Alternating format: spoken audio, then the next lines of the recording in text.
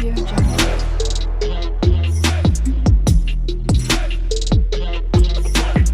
Audio Jungle.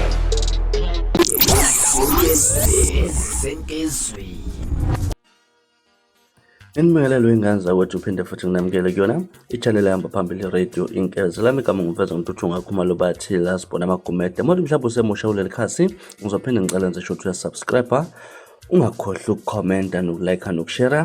Okuyikhona okukhulu kunakho konke uyingane zakwethu zenzeke ezweni sakhile mangabe ubuka-ke indaba ezibuhlungu ezenzekayo lapha nezithinta nje indaba ezenzeka ezweni wey'ngane zakwethu. Kuthiwa kizolo ekuseni kuthiwa-ke indoda ebekade ihamba ngehlobo lemoto eliKhia ijeme imoto ye-Nissan i-Almera bese iphuma iphethe isibhamu ngesandla yadubula udrayiva wale moto oneminyaka engu-28 yaphinda yadubula usisi obekade kule moto yena obena-26. Indoda-ke iqeda ukubadubula naye yasiyazidubula owesilisa obehamba nosisi kuthiwa usaphila esibhedlela, kodwa-ke usisi kanye naye umdubuli bashonile. Isigameko senzeka esitobhini sebhasi e-Ereyangi e-Woorenboom ePretoria North wey'ngane zakwethu. Lolu daba esininika lona namhlanje kwezihamba phambili yey'ngane zakwethu. Mangabe ubheka ukuthi-ke umuntu wenza isihluku esikangaka ungaqonde kukushiwo nemibuzo eminingi. Sazi-ke noma mhlambe